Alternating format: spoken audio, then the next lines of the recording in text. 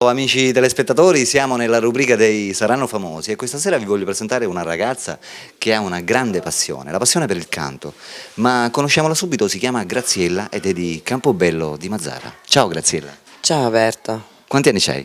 46 fa venerdì insomma diciamo. E sei di Campobello di Mazara? Sì, sono di Campobello di Mazzara. Sei sposata? Sì, C'hai figli? sì, ho 3 figli e sono anche nonna.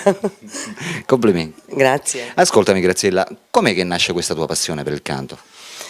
E sono stata sempre appassionata al canto io, tantissimo appassionata, e non ho avuto mai il tempo, poi ho trovato un minuto che mi sono proprio dedicata alla musica e sono andata 7 mesi a scuola, ho studiato e così sono andata avanti di quello che ho potuto fare. Innanzitutto, a che età inizia? Io ne ho 46, meno 15, 31. A 31 anni hai iniziato questa passione? Sì. Hai continuato? Hai, partecipato a qualche... Sì, sì, ho partecipato insomma a dei vari paesotti, anche paese. festa in piazza magari, non so. Sì, sì, festa in piazza, hanno fatto pure dei regalini, delle coppe, delle medaglie, insomma, di quello che mi meritavo, logicamente. Va bene, bene amici, abbiamo conosciuto Graziella e la sua passione per il canto, adesso sentiamoci una canzone cantata dalla nostra Graziella.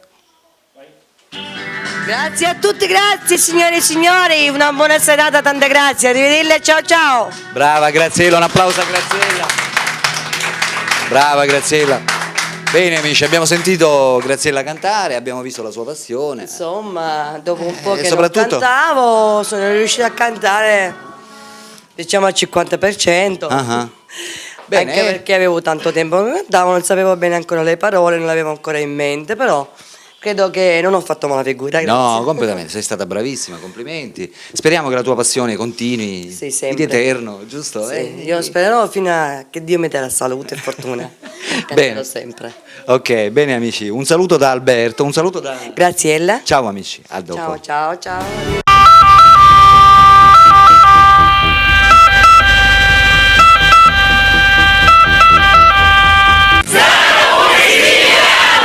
Oh yeah.